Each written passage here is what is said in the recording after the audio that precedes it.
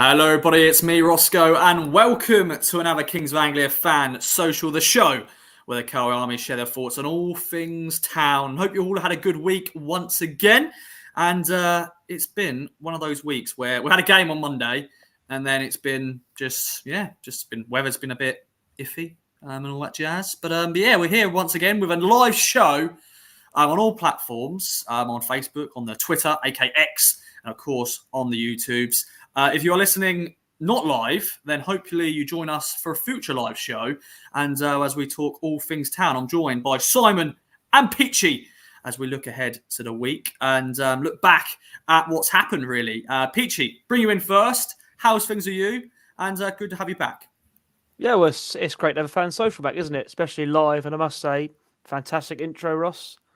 Yeah. Always nail it first. Good done better. Every time, first time. But yeah, I'm good. Thank you. I've decided to do dry January, try and get fit, all the usual January things, but I think it's working. But yeah, let's chat all things ITFC. Definitely, my friend. I was going to do dry January, then I drank some alcohol at 1 a.m. on New Year's Day, so it's sort of like I can't do it now. So, but it is what it is. What it is. But I thought I could have done a better intro there, ladies and gentlemen. But in normal, when we used to do this as a pre-record, it used to take me a fewer takes. So I think now I've just got the pressure, like get it done and get onto my guests. And Simon, bring you in, my friend. How's things with you? Always bump into you in the press room on home games. You're the commentator of Hospital Radio. Good to have you on. Yeah, very good. Very good. Pleased to be back. And obviously very interesting, busy time for Ipswich Town with all the games coming thick and fast and also the transfer deadline obviously looming. So, yeah, just constantly glued to Twitter trying to find any sort of little scrap of news that you can. Yeah, indeed, my friends. And we are going to be talking about the transfer links. We are going to talk about deadline day because this time next week, the deadline will be literally closing or the transfer window will be slamming shut because it always slams shut. It doesn't just slam slowly or stuff. It just boom, it shuts there. Big shout out to everyone who's coming into chat. Let us know where you're listening from. Get involved in the discussion and stuff like that. Send us some questions. We've got Chris here saying good morning from Queenstown, New Zealand. Hopefully striker news ASAP. Town's still great to watch, but all these nail-biting finishes. Obviously, we're going to talk about the Lincoln game first of all. Obviously, it's been talked about and debated throughout this week, but I want to get Simon and Peachy's thoughts on that. So let's chat. And I've also got a message here from Stuart. Even Roscoe and the gang, hopefully we have a great evening. I'm relying on you to get us a striker we badly need. I can't physically get you a striker right now. I haven't got that power, but we can talk about different links and stuff. So we'll chat about that indeed. And also, Andy, you've been to a lot of live shows in the last few weeks. So thanks for joining us again, my friend. Evening chaps and great beards. I think we've got a mixture here, haven't we? We've got Peach's got a good one. I've got one. Simon, you've got a Tash there and stuff. So Frank fan number one. Have we got a Frank in here? I don't know. Let us know. Maybe he's Frank in here. Anyway, then, boys. Let's start off with Leicester game, and then we'll talk about, of course, the transfer. That's what everyone's caring about these days. But I want to talk about the Leicester game because comeback kings of Anglia. Nice little link there as Town, of course, scoring that late goal at the King Power. Peachy, we're doing the one-word feature as one of my favourite things, just to quickly sort of segue onto the game. How would you describe that draw in one word? And, of course, you can expand on it. The word I came up with was determination. All right, first half, we weren't at the races, so to speak. We gave Leicester a bit too much respect, but they are top of the league. They are a Premier League squad, blah, blah, blah. But as we went 1-0 down, and I've got to shake this feeling off that I have because I've supported Ipswich so long now. I was thinking, oh, well, another game gone. Because I had the Leeds game ahead for some reason. I don't know why. But then we started second half, and we come out a totally different team. And the subs were fantastic, perfectly timed. And I think, like I think Stu said in the main pod, Leicester got a bit comfortable. And we just took over the game, and then we deserved that equaliser in the end. And I thought it was absolutely brilliant. And I massive shout out to the away end. Obviously, I was watching it on telly. They were so loud. I mean, Leicester fans were obviously pretty quiet, but absolutely fantastic. And the one thing was when we did equalise, I managed to smack my toe on my coffee table. But I was so pumped full of adrenaline, I didn't realise. I went to bed that night thinking, well, why is this throbbing? Yeah, determination. Because like I say, we just kept going. We kept to our principles. Like a certain Sky pundit kept saying, oh, they've got to mix it up, they've got to do this. No, we do it our way. We do it the Ipswich way, the Kieran McKenna way. And I tell you what, most of the time it works, and it did Monday night. Yeah, they did indeed. We've got, of course, Sweet Prince Harvey Davis, even in chat. Hope you're all well. We are well indeed, my friend. Bringing you another live show. Simon, what is your word? We've got a few comments in here. Marc's gone committed. Andy has gone spirited. Colin's gone. Oh no, I clicked on the wrong thing. On limbs. I think that's the way ends. The way ends was amazing to see. You know, that just unbelievable. Harvey Davis has also gone terminate, determined, and also Sarmiento, obviously, because he's the one who scored the equaliser. But Simon, for you, my friend, what is your word? I mean, I think there's a theme, but the word I sort of came up with was brave. I think that was the ultimate messaging. I know that McKenna spoke a lot about it after the game. They're sort of talking about doing it our way. As PG sort of mentioned, we were a bit passive early on. We were sort of looking at Leicester like they're this big sort of behemoth that we can't touch or get near or do anything with. But then we sort of flick that switch at half time and think, well, let's just have a go, get in their faces and just rough them up a bit and get sort of the momentum moving a little bit in our direction. And then as the game progressed, it just felt more and more like there was going to be a moment and something was going to happen. I mean, Leicester were definitely too comfortable in that first half. And eventually we just sort of worked out the problems, and it sort of mirrored the game at Portman Road as well. I think it was very, very similar. They had that quality, but we just kept plugging away, and ultimately got the rewards that we deserved, having changed what we were doing and just, as I say, being brave and getting on the ball, getting in Leicester's faces, and then absolute scenes in the end. I mean, I was watching at a pub in London with a few other Ipswich fans, and there were scenes in the pub as well. So it was quite a night. Yeah, it was a good watch, and ultimately a really, really good point. Having played now Leeds and Leicester twice to still be in second place, it's a great result. Indeed, Peachy, I've got a question here from Andy. Have you guys heard the Brian on Radio 5 Live, Leicester fan who hates Ipswich? I actually haven't seen it. I just haven't clicked on it. I just know it's going to be bad. So I just can't. It's well worth it. No, yeah, I was the same, but it was on Talk Sport, and this Leicester fan phoned in. It's Jason Cundy and Jamie O'Hara. And all right, I can be a sore loser. Don't get me wrong. You know, see a couple times on game day, but my word, talk about salty. He just hated us. He said we were lucky. He said Kieran McKenna is an arrogant man. Don't ask him how. He just knows. Because Jason Cundy went to him. How do you know that? I just know. I think he was a little bit peed off, shall we say, that we'd got that late equaliser. He said we should have 5 red cards as well or something. Oh yeah, because Harry Clark winning the ball, that's a yellow card nowadays, and Kieran. Well, it was red in his eyes. That was a Stonewall red card. Well, let's face it, Kieran he didn't touch him. I mean, could it? Oh no, I'm not getting. Yeah, it's worth a listen. The sour grapes is worth listening to. Yeah, it's one of them that won't wind you up. You'll just laugh. Okay. That's how I don't know what you think, Simon. The hosts were directly laughing at him, so that shows how funny it was. Yeah, I was very close to listening to it, and I just stopped myself. And no, I can't. But I may just do it after it. Yeah, Andy's gone. Bitter Brian is well worth listening. So yeah, I'll give it a go. What's he called? Their serve centre half, Western Bread. Is that? I don't know. We have got another question, which segues nicely actually on our next segment. Obviously, Massimo Luongo has signed a new deal, which is good to see. And Chris, all the way from New Zealand, has done. Does Luongo get assist or pre-assist for goal? Of course, for the smart Sarmiento's goal. Obviously, it was a save by the keeper, and then I don't know, pre-assists. I don't know. I'm not really one of those people. I think you give a pre-assist maybe to maybe a penalty if someone got fouled, and then they're part of that. But yeah, what do you reckon, boys? Surely it's an assist, isn't it? It's just a shot saved, rebound, put in. I mean, that's how it does it on fancy Premier League. I don't know that's the right metric to do it by, but pre-assists aren't really a thing. I mean, a good pass is a good pass. It doesn't. I don't think it needs its own subcategory of something else being a pre-assist. Yeah, so even in that goal, you could look at it. You could even put Broadhead in that equation because he picks the ball up, he passes out to Davis, he then picks it back off Davis, then does a lovely pass to Luongo. Yeah, it's all pre-assist. You don't have a pre-goal, do you? No, So- no. I think it sounds nice, but it does. It was a good shot though from Not Massimo. I think that was good play, obviously, for that Oh, the goal. 100%. And I think Sarmiento was hoping, you're just looking, yep, I'm on side, and then celebrating. Although he celebrated the wrong way, but Yeah, I he think just ran in the moment. this way. But yeah, I don't know. I think in the moment, I think it's because it was one of those goals. He sort of tapped it in, and then it was an equaliser. I think you just in the moment you do what you do. But yeah, deep down as a photographer, I was like, you're going the wrong way, Jezza. What are you doing? But yeah, I love the song afterwards. Obviously, I should now know how to say his name properly because it's now in a song.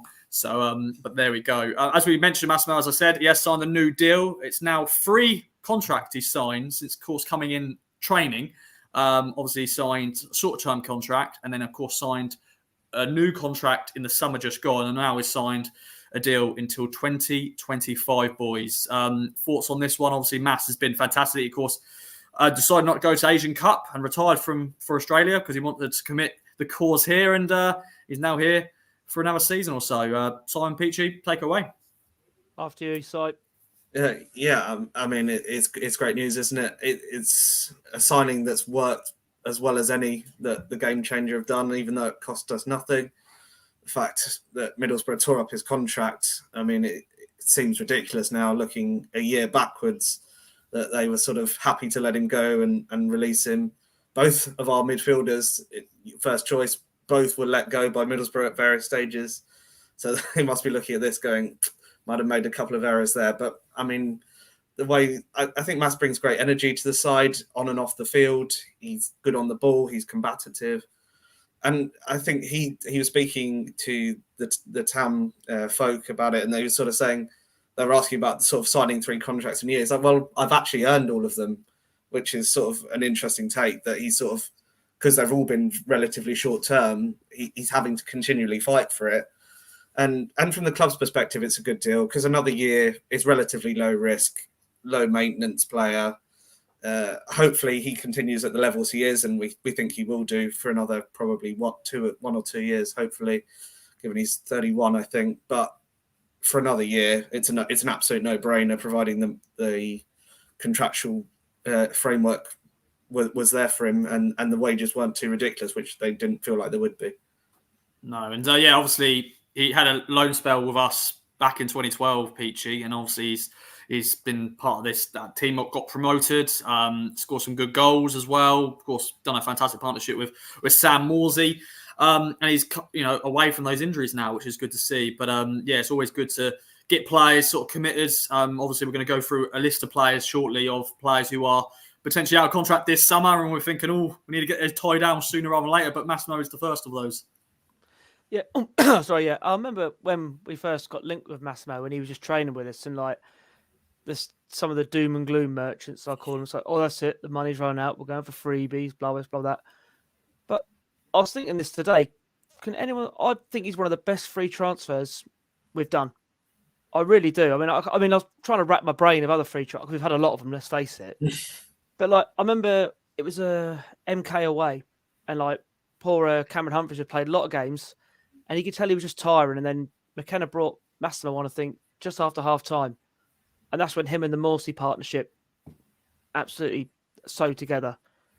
Like, as we all know, the song goes, he has sometimes watched him, especially last season, it's like there was 2 or 3 of them on the pitch. And like I say, he's earned these 3 deals now. And yeah, I'm just really happy because, like I say, he just seems such a lovely guy as well. Like, you watch the interviews, he's just so happy to be here. And I think a lot of the players are. Yeah, I can't really go much wrong. But I think, yeah, it's, like I say, can anyone else think of a better free transfer than Massimo? I think, would you say Chambers, given the amount of games he played, but possibly not in terms of the quality, but I think he was a free transfer from Forest. He was, yeah. There's a few. Of course, yeah. Under Mick McCarthy, they were trying to bring him up, but obviously he signed a lot of freebies. Like Darren Murphy would have been, I think, a free transfer actually. He was originally on loan, and then signed permanently on a free transfer. So Goose would have been a free as well. I think Bart was a free, I think, for Notts County, if I remember rightly. I think he was out of contract at Notts County and we signed him on a free. So, free there. So, but in recent times, yeah, Massimo is probably up there as a free transfer because obviously we've spent a little bit of money on certain players. Obviously, Ladapo was a free transfer as well from Rotherham, but of course he's now left us and stuff like that. But going through the players, boys, actually out of contract is actually a lot, actually, because Vaz is the big one, really. Sam Morsey as well, Shawnee Aluko, Dominic Ball, John Donashian, Christian Walton, Lee Evans, Cameron Burgess is out of contract, Caden Jackson, Luke Wolfenden is out of contract. Obviously, I think there's a few here who have got options on their deals, and I think the club will take them. I don't know on top of my head which ones have, but there's some big names there, boys. You know, who do you want next up to get a deal signed, sealed, delivered, even if it's just the option? I'm going to get one choice, or just because there's a few there. Well, the obvious one is Sammy Morsey, isn't it? That's the obvious one. But I'll be honest, the one I'd go for is Luke Wolfenden. But I presume he's got an option in there because, like saying, yeah. Don't get me wrong, a lot of them deserve contracts, but if we've got to pick one, I'm going to go for Luke Wolfenden just because he's Ipswich boy, and like he improves every season, I think, and I think he potentially could become a Premier League centre back if he keeps going the way he's going. Yeah, he's definitely got all those attributes you look for. So he's strong, he's good on the ball, looks comfortable with it, and that laid-back attitude sometimes gets him in trouble, but actually is quite helpful. He doesn't look flustered at any point. I thought he was excellent against Leicester on Monday as well, which, I mean, as a benchmark for him, that is a Premier League side in waiting. So in terms of where can he go next, I think that was a good sort of benchmark for him. But in terms of the names, I mean, yeah, Sammy's obviously the captain, but you'd be very surprised if he didn't sign one. I think you look at Vaz potentially, sort of the links with like Celtic, potentially that might swing him one way or the other. But I mean, he's playing so well and he's getting now regular minutes in the Championship and potentially next season Premier League minutes. You feel like if the club want to do most of these deals, they probably can.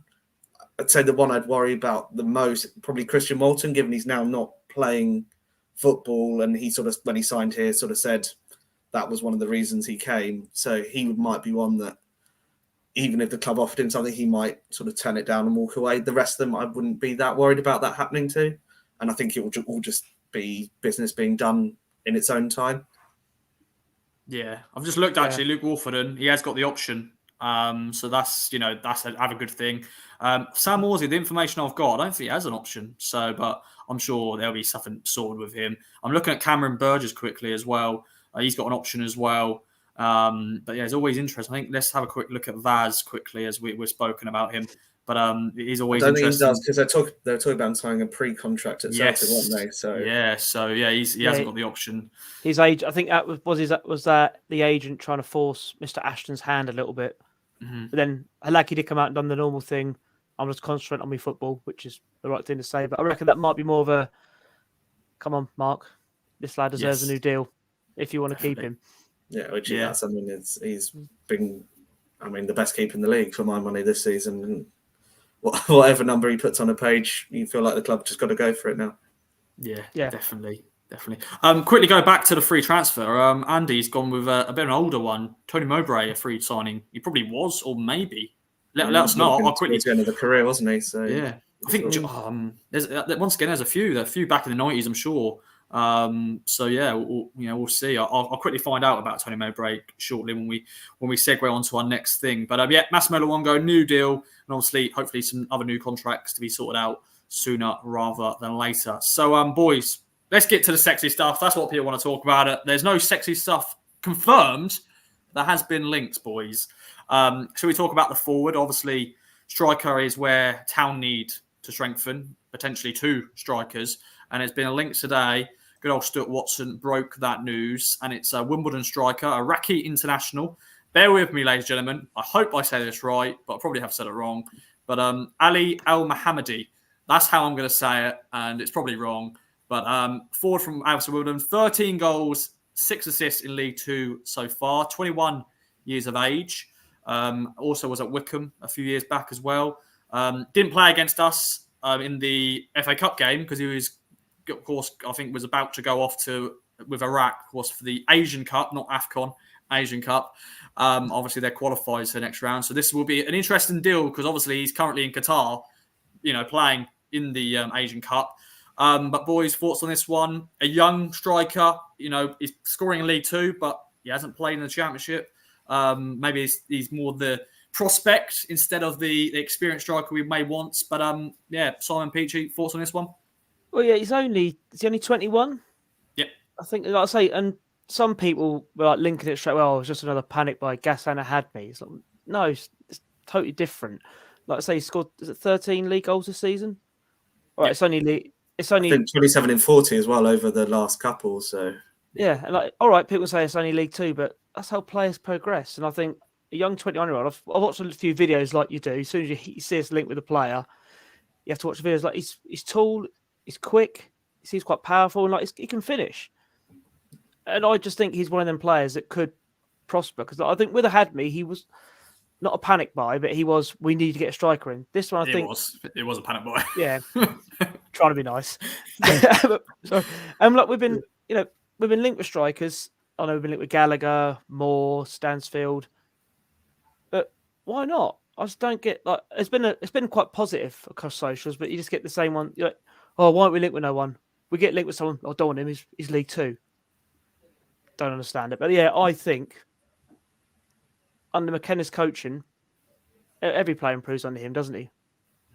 Yeah, in my opinion, and I do think we will be after two strikers. I know there's lots of rumours today about Gallagher again, but I think most of our business will come down to the last minute.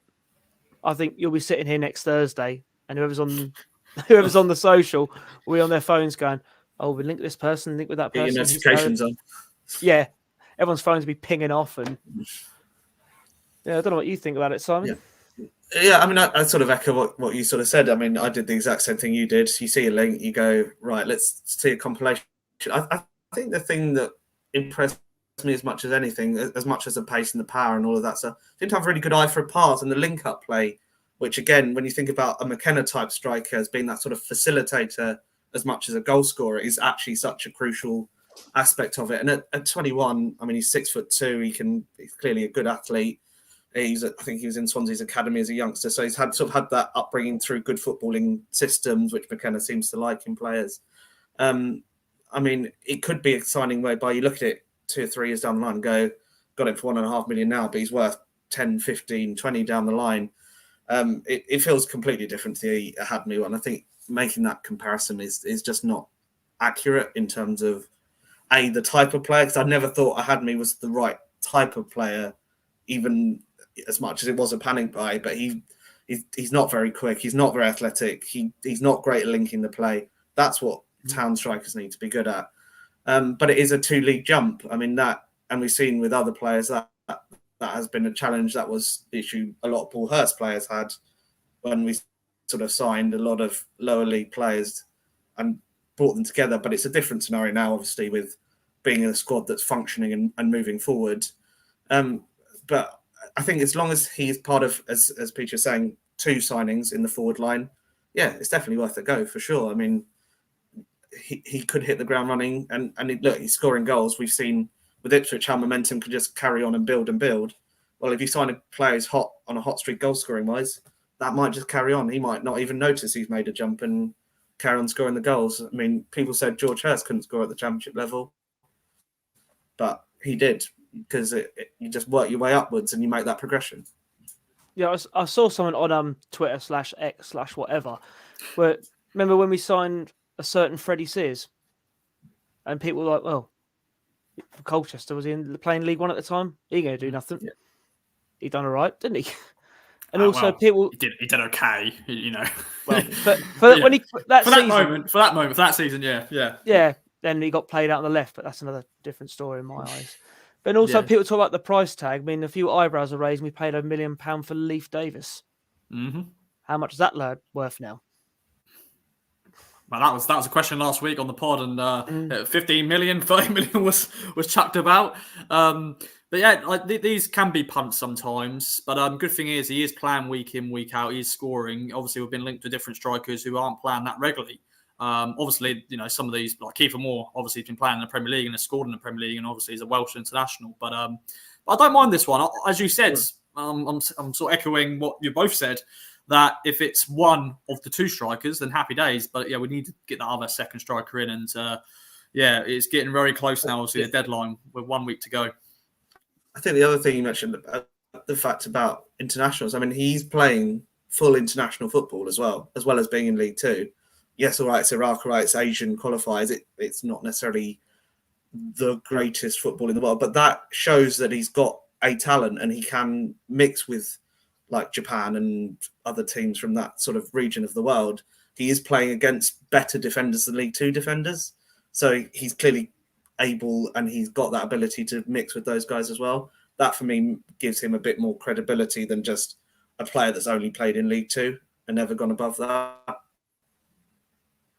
Yeah, definitely. And yeah, it'd be interesting. He's got, interesting backstory, obviously. He was born in Iraq and I think he had to flee to come to England, I think, at 1 year of age with his family. I think he grew up in Liverpool. Be interesting to see what, I haven't seen any interviews of him, but it'd be interesting to see what accent he's got, obviously, because, if he's got a Liverpudlian accent, that'd be funny. But it'd be interesting to see where this goes and we'll keep you updated as we can and stuff like that. And we'll find out, if he does become a Town player. Obviously, there's been another link as well, another random link as well. This player currently playing in Turkey, and that is Marc Bola. I think that's how I'm saying it anyway, Marc Bola. Of course, has got connections to England anyway, because he came through the Arsenal ranks, was at Borough last season. I think he was there for a good 4 years. He's currently now at Samspor in the Turkish top flight. He's a left back, 26 years of age. He's a position I think we want to strengthen him with Brandon Williams' situation up in the air and everything like that. Simon, let you start with this. Your thoughts on this? Yeah, I think, again, if the price is right, it seems like one that makes a lot of sense. I mean, we talked about a McKenna Mould, good academy prospect. Arsenal came through that sort of system. Seems like a really good athlete from the sort of images you see. He's a very strong, fit, athletic player.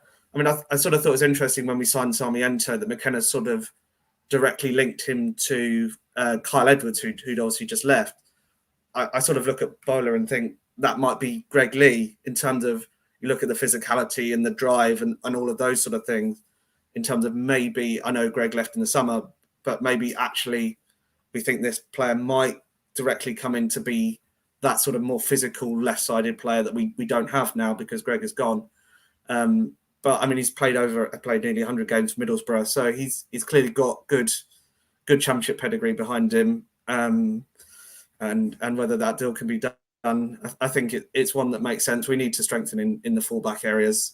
You've got sort of Clark, Tuanzebe, Travis Ball can all play on the right side, but it's really Leaf, Cam Humphreys, and you sort of think Cam's playing out of position. So that side is the one that needs more focus for me. Yeah, Peachy, thoughts on this one once again. These sort of links, you never know. It's a Turkish newspaper, reporting it. So you always think it must be something weirdly in it. Obviously, he moved there this summer. I think he's had a few injuries or had one injury that's sort of set him back. But he's recently come back into the starting 11. I think he played against Fenerbahce recently. So he's playing top flight Turkish football. Yeah, like Simon said, he's played 100 games for Middlesbrough, like in the Championship. So I think with this, basically, if you're going to come sign for us to play left back, you're going to be cover, basically, aren't you? Because Leif Davis is 100% our starting left back. That's why we were linked with Marvin Johnson, weren't we, at Sheffield Wednesday? Yeah. And apparently being quoted a price of $1 million for a 33-year-old with 6 months left in his contract. Don't get me wrong, he's a decent player, but I think no. So is this more agent work? Is this Town saying, right, we're going to look at other targets to try and force the hand of maybe Sheffield Wednesday over Johnson? Who knows? But whoever comes in to left back, obviously they're going to be cover. Because I'd love Greg Lee to stay. I think he could have done a job in the Championship, but he wanted to play regular football, which you can totally understand. So, yeah, it's going to be interesting. I still think there'll be a signing that's no one's been linked with. It'll just come out of nowhere and the club will say, boom, like, was it Travis signed? That got linked. That got linked heavily. Yeah, that got linked heavily. Yeah. Well, sometimes now. Yeah, maybe like Dane Scarlett. Maybe it was Dane Scarlett in the summer. Obviously, Mark Ashton and Kim Rickard, they do like to keep a lot of their transfer business on the wraps because obviously. Well, there's less leaks from the club, isn't there? Because remember, like you go on social media, and like everyone had someone at the club, and a lot of them generally had someone linked at the club, and they were just spilling all this news out. But now it seems like I think Mr. Ashton's tightened the ship a little bit and said, look, stop leaking out, because like, I agree with him. Like, it does harm the club, even when people speculate who think they're in the know and they're not. It's like, when we're going to sign someone, the club will tell us.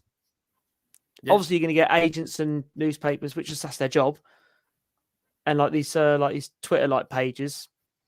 But it's like I say, I always wait for the club or obviously the East Anglian Daily Times to tell me if there's going to be a signing or not. Yeah, obviously, we were linked with an Austrian striker, Maximilian Entrap, I think his name is. Obviously, that was a Sky German reporter, so I think there's nothing really in that. But yeah, that's another random one. Obviously, I think every player right now, I think every fan sort of wants that European player to come into the squad just to mix up a little bit. But we shall see. It's always funny because you see people get excited and they retweet rumors, and then you go, have you seen how many followers they've got? Oh, they've got 3 or 4 followers. They're just bored someone just making up rumors. But like, people get really into, oh, I can't believe we're linked with this player. I'm thinking it's obviously a load of rubbish, without swearing. You know what I mean? It's a load of that, basically. Yeah. But I think we've got Simon back. I think it's some internet issues, but you're back, my friend, and we'll sort of segue on to how you feeling, though, boys. We're getting these links, we're getting different things. Obviously, we've got 1 week until deadline day. This time next week there'll be, as of this recording, just getting my maths up, 3 hours, and then the window slams shut. So Simon, how are you feeling about it? We've got 2 players in. Ladapo's gone. And hopefully by the deadline on the Thursday, there hopefully players in the door already. He's gone again. So Peter, question to you. I'm not that worried, to be honest. I mean, I think I play Football Manager. I love it. I think some people, Football Manager in the real world, when it comes to transfers, aren't like, put a bid in, it finally gets accepted. That there's a lot of works that go into a transfer deal, and I think like a lot of clubs we might want to sign someone, but then we have to wait for them to sign someone. I think like with the Gallagher link, like they've been linked with Jukovic at Birmingham. So like, if that deal goes through, then does our deal potentially then get resurrected? It's all, I think we will sign maybe even 2 players in the final 2 days. It's going to come down to that. But I wouldn't want the club to go out and overspend on a player that it's going to put us in like not financial, the FFP rules of it is. Because I don't know if you've seen the documentary with Sunderland where they end up paying 4 million for Will Grigg. It's just like, January's obviously a rubbish month to sign players, and I wouldn't want. I know Ashton won't like overspend for the sake of it, and people will say, does that mean we lack ambition? I don't think it does, because let's face it, who'd have thought 21st of January we'd be sitting second in the Championship, losing 3 games. Yeah, very true. And obviously, Ashton has said he never wants to be lastminute.com, but obviously this window with George Hurst's injury, and obviously a lot of teams know we want to sign a striker. Obviously, it's probably been harder and harder. Simon, you're back again, my friend. Quick message here from Nathan Hall. Morning from Melbourne, everyone. So Nathan, good morning to you. And yeah, it's pitch black here in the UK, but hopefully everything's all good in Australia, my friends. But yeah, Simon, how you feeling then with the deadline fast approaching? Yeah, I think we're right in terms of it's going to go late, because obviously we know transfers trickle down from the top, but it seems like big deals aren't really happening at the top end of the pyramid, and that's sort of making it so that deals sort of in the middle, which is sort of where Ipswich are not really happening either, because they need that money in to then bring someone in from somewhere else to then ship somebody else out. So it might be a case of all the dominoes will fall very quickly at the end, which is obviously not ideal. I'm feeling pretty relaxed about it, to be honest, in terms of particularly the forward line. We obviously know we need a forward. It's very clear. But if we were to go through and not get one, yes, we'd feel disappointed. But I look at it and think this squad, even if we didn't sign anybody, will still make the playoffs. It probably wouldn't finish automatics, but it would definitely finish in the playoffs still for me. And then by April, you look at it, George Hurst will be hopefully back fit and firing and ready for that sort of promotion push as well. So we know we need one, but if we didn't get one, it's not the end of the world. It's not an unmitigated disaster. So I think if we go with that sort of tempered expectation, I think it's going to be fine. And any additions will improve the squad. So, but without signing players for the sake of it, because you don't want to mess up what is a great team spirit and a great squad to be a part of. So, yeah, that's another big thing you've got to look at. But then obviously there is that looking back at 2015, what could have happened, with that sort of window. We could have maybe brought in one or two other players to strengthen. But obviously, I think at the time, a lot of those players have said, they just didn't want to ruin the harmony of the squad. Because as you just said, we've got such a together team, and you bring in two or three maybe big egos that could ruin the whole harmony of it. So it's an interesting one. And Marc said, agree, Simon, and I agree as well. So there we go, all agreeing with that sort of thing. But yeah, as I said, I don't want anybody to just panic, guys. Don't panic. Just don't panic. I think maybe a year's gone by, panic, but with McKenna and co, I think we're all good. So there we go. All right then, boys. So we have a little breather, a little break, and do a little bit of silly stuff with a strike, another quiz. Get involved, everybody, in the comments as well. Share your thoughts and share your answers. And any other questions you want the boys and us to discuss, always good to add to that. I'm just going to have a little look. Let's see what Jamie's got to say. Worst thing we could do is panic. He'll do signing, rather stick with Jackson because he's backed by the best attack in the league. Yeah, obviously we've got great attackers in Chaplin and Broadhead and Wes Burns and Sarmiento now, a new signing, obviously. So yeah, but we shall see what happens, boys. We shall see what happens. And also, and AED's gone here as well. If we didn't get a striker, do you think Barbew, the of course young defensive striker, will he get a chance? Look half decent in his cameo appearances. Yeah, he's done well, but I don't think he's fully up to speed. I think he's still coming back from an injury, so I don't think he can play that many minutes. But yeah, once again, we've got young players potentially, but a lot of pressure. Obviously, we're top half of the championship, but we shall see, boys. Let's get right into then strike. We've got 5 questions plus the tiebreaker as standard. So let's get right into it. All links up to news and also birthdays this week. And the first question is on Christoph Berra, who, if you didn't know, has recently been appointed the assistant manager at Huntsville City FC in the 3rd tier of soccer in America. Linked up with Jack Collison, who formerly of Town, never played for us, obviously had injuries and stuff, of course, played at West Ham and all that jazz, but he's currently their manager, I think their first ever manager. I think they got formed, fun fact, on my birthday, July 12th, 2022. But he's now the assistant manager there, but of which reserve team? So their reserve team of a MLS top flight side, obviously their own outfit, but they're actually a reserve team as well. So is it Atlanta United, Columbus Crew, or Nashville Sports Club? So they're in the 3rd tier of American football, but they're also basically under an umbrella of one of these teams as their reserve team. So basically like a feeder club, pretty much. So Atlanta United, Columbus Crew, or Nashville SC. And I put this story on the Anglian. So if you read my story, you would know this. So let's see if people did read the story. If you didn't, then fair enough. I'm going to read it now, maybe. But what do you reckon then, boys?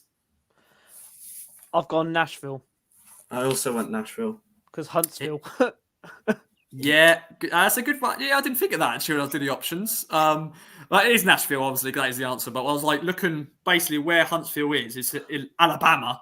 I was like looking what's nearby, and I think Nashville is close. I think Columbus is close as well, and Atlanta's close. So I was like trying my best. But 1 point for you boys. There we go. Let's get right into question 2. And question 2 is on Sonko, Ibrahim Sonko, who celebrated his birthday on Monday, the Superman defender, the big defender. And he won 5 caps for his country. But who was it? Was it Ghana, Senegal, or Togo? Obviously, we've got the AFCON currently going on right now.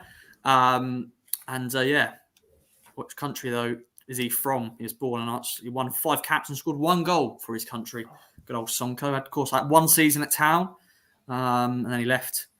And that was it, pretty much. Scored 1 goal against Brighton. Little fun fact there. Don't know why I've got that fact in my head. That just randomly come up in my head. It's weird. It's like that town, Simon and Peachy sometimes, and everyone listening. Yeah. Sometimes you just get a random fact that comes in your head about a player, and you don't even know why. Why do I know that? It's like me with a theory test. I should know all the answers now, but no, I don't. So, but yeah, Anyway, question 2. Absolute beast. Yes, he really was. Yeah. What do you reckon then, boys? It's 1-1. Who's going to make it 2-1 or 2-2? What do you reckon? Go on, so after you. I put Senegal. I don't think. Oh, same here. That is correct answer. It is Senegal. So there we go. 2-2. Desmond, happy days. We're going to go on to the next question. Why not? Question 3 is on a bit of a 90s player here. David Gregory also celebrates his birthday this week. Of course, got a brother, Neil, who also played for the club. David is actually the media man at Colchester United nowadays, if you didn't know about that. And I have a fun fact about that. That isn't my question, because that would have ruined the question, obviously. But I always do this, and it is a stupid question, and I know a lot of people always laugh about it. But what is his middle name? Okay. And now, the only reason why I did this question is because he's got an interesting middle name. It's not that interesting, but I've got 4 options for this one. And you'll see it, ladies and gentlemen, you'll see it. And of course, for the people listening, I'll say it. But yeah, what is David Gregory's middle name? No Wikipedia in it. But is it Marc, Spencer, John, or Lewis? And as you can see, I've gone through the Stuart Markets. That's, Marks and Spencers and John Lewis. But it's one of these, obviously. So I thought that links up really well. So I thought, why not? Let's do 4 options. So yeah, a little creativity from me for once. But is it David Marc Gregory? Is it David Spencer Gregory? David John Gregory? Or David Lewis Gregory? What do you reckon, boys? Spencer. I also put Spencer. And you're both right. So that is now 3 in a row, and that is it's rigged. This is now rigged. That was a blind guess as well. I've never even. It just seemed the most random one out there. You saw said his name was interesting. I thought none of the others were that interesting. No, it's very common. The other one, Spencer, is like, it's interesting. But anyone called Marc, John, or Lewis? No offense. No offense. Have we got any got Marc, John, or Lewis's tuning in? Let us know. Andy's gone Spencer as well. There we go. Question 4 is, and now this, I don't think you'll get at both because you got a short and a dark sort of question. It is on Martin Waghorn, who celebrates his birthday this week as well. How many goals did he score for Town in 46 games? So if you both get the same answer here, and if you get it bang on, then just something's happening. Something is happening right here. But yeah, obviously, if you get it bang on, boys, you get double the points. Closest to the correct answer gets the point. So let us know, everyone, get involved. The strike is currently 3-3, boys. I can't believe it. It's both, they've got all of them right so far, but I think this one is going to be changing that, but we shall see. All right, Martin, like 1 season, of course, at Town. 1 season, 1 sole season before going to Derby. Obviously now back at Derby after a spell at Huddersfield. But what do you reckon, boys? 11. Put 17. It's just under a goal a game. Oh, I like that. I'm pleased there's different answers. And someone is 1 off, and that is Simon, because it's 16. Oh, wow. I literally wrote 16 and crossed it out. You don't do that, mate. Never do that. Oh, yeah. That is the rule. I've done the same. Andy's gone 16. Now, Andy, did you look it up? I somewhat believe you. Marc won 18. And we have got a Marc in the chat. So there we go. But so Simon is now 4-3 up, going into the final question. And the final question is on George Fowler, who, of course, is currently in the Maidstone United team. If you haven't already, check out my interview with George Fowler. Of course, came through the Town ranks, played 1 game for Town, and that links up with that. Was against Crystal Palace on his debut. But what was his squad number, boys? Was it 36, 43, or 48? Were you hoping for a different question here, Peachy? Because I think when you heard me say when he said who'd he play against, I knew it was Palace. Yeah, that would have been a good option as a question, but I thought, I think that's maybe more. Someone would remember that one a bit more. But squad number wise, I think he actually had a squad number before this. So I think he was on the bench before. I think he got the number 40 shirt. But this is when he actually made his debut. Which one of these? I normally love squad numbers. Not this one. This is the rogue one. This is very rogue because obviously he played 1 game. Once you pass about 13, squad numbers are sort of irrelevant, aren't they? Really? Yeah, pretty much. But yeah, 36, 43, or 48. What do you reckon, boys? I'm actually going to double check. Have I got the answer? Yeah, I do have I the put answer. 43. I put 48. It is 43. Oh, So Simon no. has won. So Simon has basically, you ain't got them all right. Oh, well, you technically did because you crossed it out, but got 5 out of 5. So yeah, Simon has won. But as always, you're going to gamble, Simon. Of course, gambling. We don't promote that here. But as a show, we always on the strike. We always want a tiebreaker because obviously I've gone out of my way to do a tiebreaker question. So, but are you going to do it, my friend? Well, we can have the tiebreaker, but I won the quiz. That's all. You do. But of course, Peachy has to get it bang on to win it overall. Yeah. So why not? Let's go for it. Let's do it. Okay. And the question is on Franz Tyson, celebrating his birthday this week. Obviously, legend of the club, the Dutchman, one of the Dutchmen. Of course, Arnold as well, UEFA Cup winning man. But how many goals did he score for Town in 170 games? And when I was looking back at this, I won't give it a clue, but he wasn't as prolific as I thought he was going to be.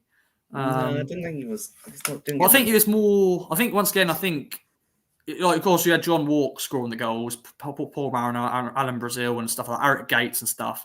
I think he was more just the player just to give him the ball and give him assists. So I think Arnold Muren didn't score many goals, but they were just part of that fantastic team who sort of set up and created great football. So, but yeah, Franz Tyson. How many goals? 170 games in total, all competitions. How many do you reckon then, Peachy, to take the win potentially? I've gone a bit high, but I've gone 29. 29. Simon, play along, because why not? Yeah, I put 17. I sort of thought 1 in 10, probably. Roughly. Did you cross out again? I did, yeah. I had 15 before. 15. Okay. You are very close, my friend. And it links up with Martin Waghorn. 16 goals. 16 goals. So there we go. Unbelievable. Mark Wall went 37. So once again, you just think he probably would be more prolific. And he's gone 12 as well. So yeah, 16 in 170 games. So Simon has wiped the floor with Peachy this week. So well done, my friend. Good effort.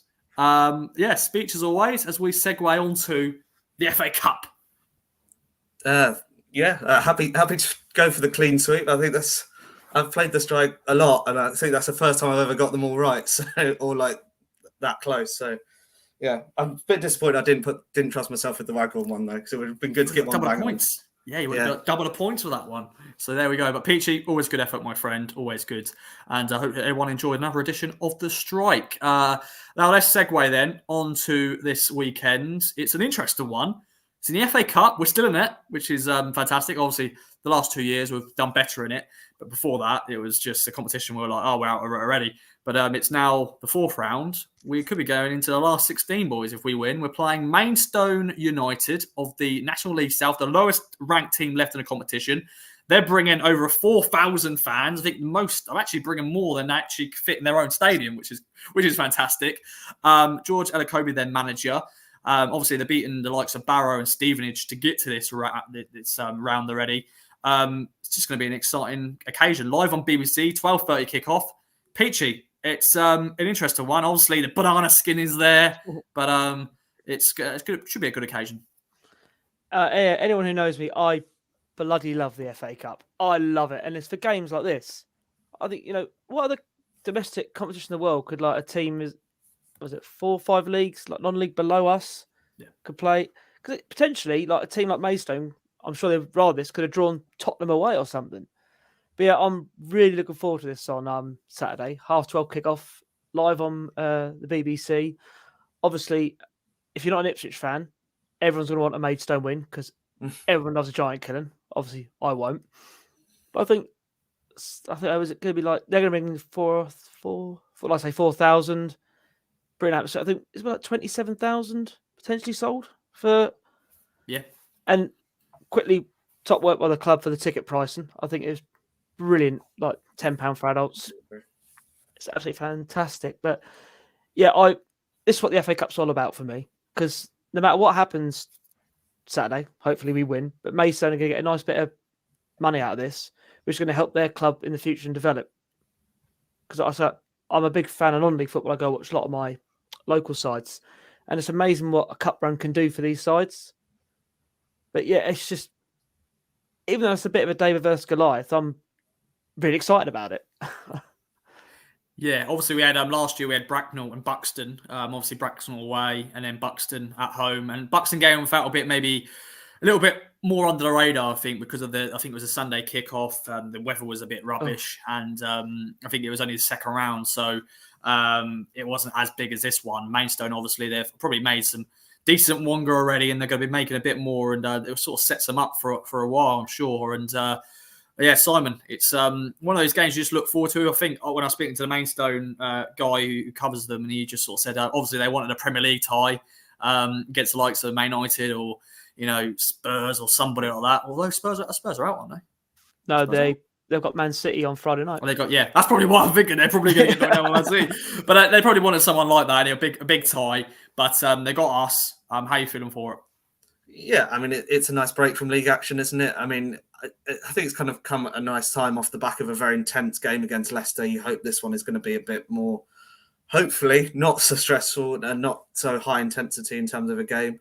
It's also helpful in terms of the transfer window as well, because it's not the biggest game of our season. We're not in a rush to sort of do business before that game comes around.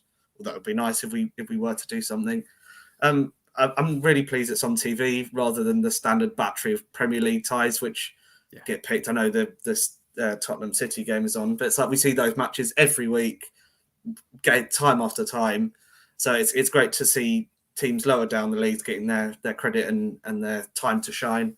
And it'll be a great occasion. I mean, 4,800 fans making their way from Maidstone should be a good atmosphere. And because, I mean, tickets have been an absolute premium for every Town fan this season, I'm sure there'll be lots of Town fans who have been able to go. And this will be one of the first games they've been able to get tickets for. So they will get that enjoyment and that experience as well. So hopefully it will be a good day for everyone.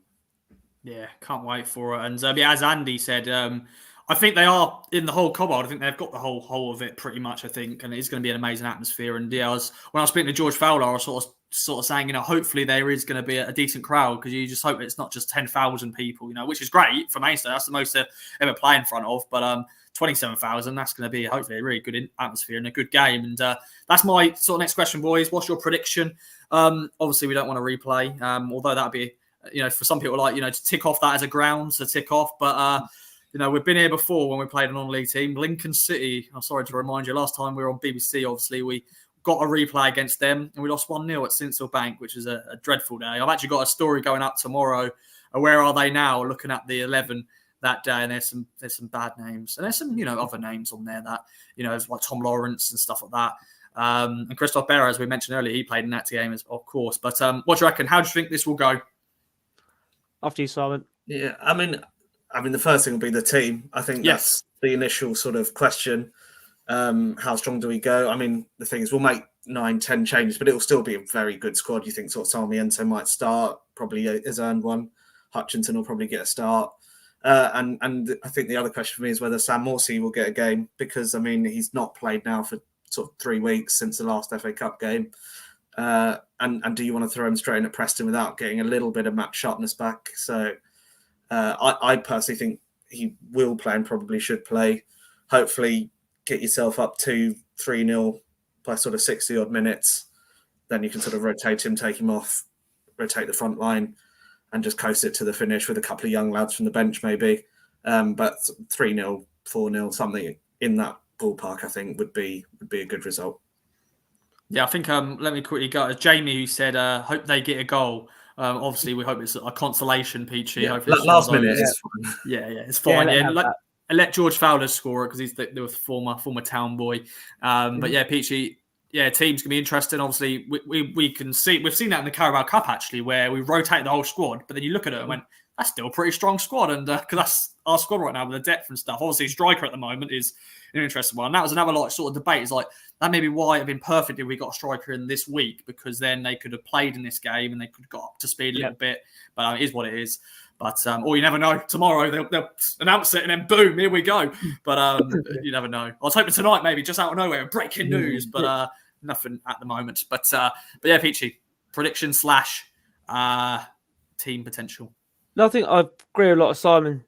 Simon said it's a game, isn't it? I remember last season in the old Pizza Cup trophy thing, we'd go there expecting to see like total changes. It's actually quite a strong team. I do obviously think Walton will start in goal.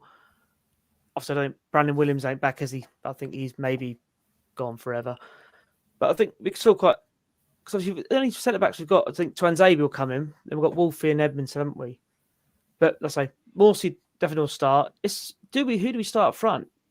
Will he start Broadhead? Will he start Jackson? Or will he give Gerard? Bravo. That's the one, thank you.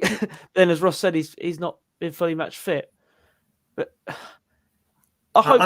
Just on that, I don't give it to Broadhead. I think he needs that confidence of a goal or Yeah. a performance. So I think that would be where my head would be on that. With that one. I think Shawnee Luco may start as well.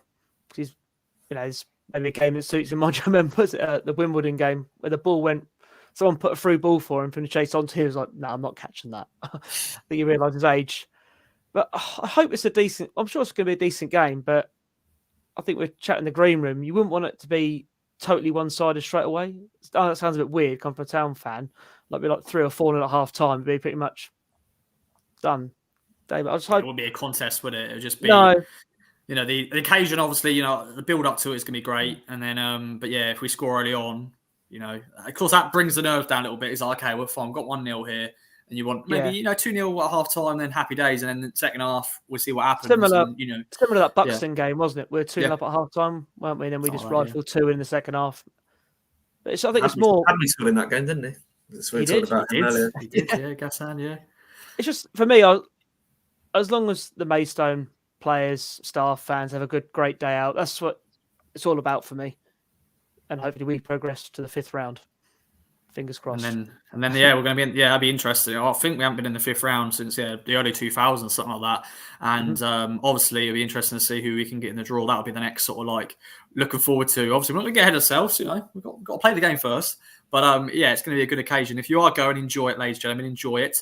Let's get to the end. We're getting Lily hour then, boys. Let's sort of end with any other business. Peachy, Simon, go with you, Simon, first. Any other business from you? Anything you want to shout out? I'll be, as you sort of mentioned at the top of the show, with Hospital Radio on Saturday, be there commentating on the game. So if anyone's in Ipswich Hospital listening to this, you can tune into our commentary from the game if you'd so wish to. Love that, my friend. Love that. Peachy, I know you've got something you want to get off your chest. Take it away. No, sorry, I got a little rant, Pete, so bear with me. It's about the FA Cup, and I'm very protective over it. The first one, there's only 2. The first one is, why are the semi-finals played at Wembley?